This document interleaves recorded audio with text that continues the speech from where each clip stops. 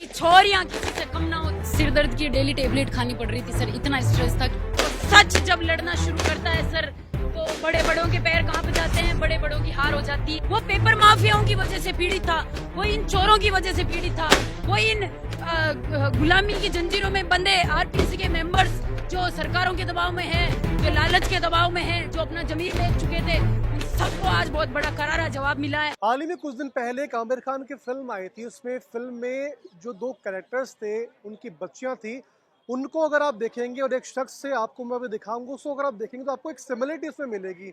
वो है कि मेरी छोरी है, छोरों से कम नहीं है। भले हम ये कहते हैं कि किस तरीके से अगर हम देखा जाए तो उसमें बात करें, हर तरीके से लड़कियां अपने अलग अलग लेवल पे आगे आकर के विरोध करती हैं, दर्ज करवाती हैं, जो अपने हक के लिए लगातार वो लड़ रही है। आखिरकार एसआई भर्ती को लेकर के 2021 में पेपर लीक हुआ था, उसको लेकर के फिलहाल निष्कर्ष है, डिटेल्स है, कोर्ट की ओर से डिसीजन आ चुका है।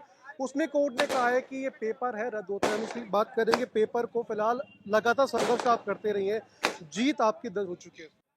जी, आज मेरी तरफ से एक यही संदेश जाता है, हर उस माँ को, हर उस बाप को, हर उस भाई बहन को, हर उस बहन को, कि छोरियां किसी से कम ना होती। ये बात आपने जो कही है, ये सच कही है।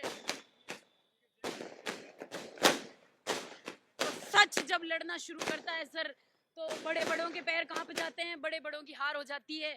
जब सच लड़ने के लिए मैदान में उतरता है, और जब हमारे साथ में हर एक वो युवा साथ में खड़ा था जो ईमानदार है, जो कहीं ना कहीं किसी न किसी भर्ती में, जरूरी नहीं है सर कि एसआई भर्ती परीक्षा में ही वो पीड़ित हो, वो पेपर माफियाओं की वजह से पीड़ित था, वो इन चोरों की वजह से पीड़ित था, वो इन गुलामी की जंजीरों में बंधे आरपीसी के मेंबर्स जो सरकारों के दबाव में है, जो लालच के दबाव में है, जो अपना जमीर बेच चुके थे, उन सबको आज बहुत बड़ा करारा जवाब मिला है। मैं धन्यवाद करूंगी प्रत्येक उस साथी का जिन्होंने इस लड़ाई में अपने पैर जमाए रखे। मैं धन्यवाद करूंगी हर उस माँ बाप का, मेरे माता पिता का, मेरे भाई का, जिसने मेरा मनोबल टूटने नहीं दिया। इतनी प्रताड़नाएं मिलने के बाद भी, इतने फोन कॉल जाने के बाद भी उन्होंने हार नहीं मानी, और उन्होंने यही कहा, कहीं ना कहीं वो भी हारे थे सर, उन्होंने भी बोला था कि कुछ नहीं होगा। आज तक ऐसा कोई ऐतिहासिक फैसला नहीं आया है जो अब क्या आएगा, और आज ये चीज समीर जैन साहब ने प्रमाणित कर दी है कि न्यायपालिका इस भारत का, इस लोकतंत्र का सबसे मजबूत स्तंभ है। अगर हम देखें, लगातार हम तमाम उधर के विजुअल्स देख रहे थे, तमाम लोग, मैंने आपको पहले भी देखा है, तमाम इतने लड़कों के बीच में एक लड़की आकर के विरोध करती है। निश्चित तौर पर ये वाकई काबिल तारीफ है और निश्चित तौर पर होनी भी चाहिए। लेकिन उसके बीच में कुछ ऐसे कमेंट्स भी आते हैं आपको लेकर के, जो शायद हम बोलने में भी वो अगर सोचेंगे तो वो बोल नहीं सकते। उन जो जो सोच उस लेवल की रखते हैं, उस छोटी सोच को रखते हैं, उनके लिए आप क्या बोलेंगे? देखिए सर, इसके लिए मैंने पहले भी कोई प्रतिक्रिया नहीं दी थी। मेरा मनोबल टूटा था, मैं मानसिक रूप से पीड़ित भी हो गई थी।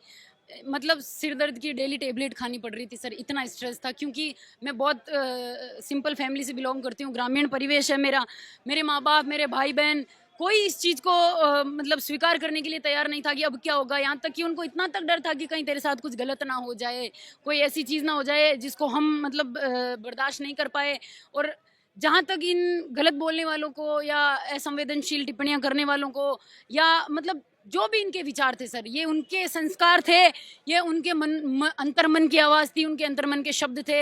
ऐसे तुच्छ सवालों के जवाब देने के लिए एक समझदार और एक सतर्क नागरिक होने के नाते मैं जरूरी भी ना तो कल समझती थी सर, ना आज समझती हूँ। अगर उनको हम ये समझें कि थोड़ा सा अगर हम आगे फॉरवर्ड बढ़ें, आज तो फिलहाल जीत का निष्कर्ष आया कि सिंगल बेंच ने कोर्ट इस फैसले को रद्द कर दिया है। क्या आपको लगता है कि सरकार डबल बेंच पे नहीं जाएगी, सुप्रीम कोर्ट पे नहीं जाएगी, उसको लेकर के प्रिपरेशन? डबल बेंच में भी जाएगी, डबल बेंच में भी अगर इसमें पॉजिटिव रिजल्ट आया तो सुप्रीम कोर्ट में भी जाएगी। अभी ये मुद्दा चलेगा, पर सबसे बड़ी जो जीत की खुशी ये है सर कि अगर सिंगल बेंच में सकारात्मक फैसला आया है, क्योंकि प्रमाण सारे हैं और प्रमाण अब दब नहीं सकते, हम लड़ाई छोड़ेंगे नहीं। और हमें पूरा विश्वास है, अगर हमारे साथ में भाई साहब हनुमान जी बेनीवाल का साथ है और इनके सारे क्रांतिकारियों का साथ है, तो सर हम पीछे नहीं हटेंगे। हनुमान बेनीवाल जी को लगातार अगर देखें तो उनको भी ऐसे स्टेटमेंट्स आते रहे कि वो केवल पॉलिटिक्स करने के लिए ही अंदर आ रहे हैं, पॉलिटिक्स करने के लिए तमाम छात्रों को लेकर के आ रहे हैं। आज भी एक ऐसी बहस है, वो काफ़ी ज़्यादा चर्चाओं में आ रही है, क्या कहेंगे? सर बहुत मतलब छोटी मानसिकता दर्शाती है सर ये चीज़ कि उनको ये बोलती है कि राजनीति कर रहे हैं, तो वो राजनीति क्यों नहीं करेंगे सर। आज आप पत्रकार हो तो आप अपना काम कर रहे हो, मैं एज ए स्टूडेंट हूँ तो मैं मेरी लड़ाई लड़ रही थी और मैं उस मुद्दे पे आज बोल रही हूँ।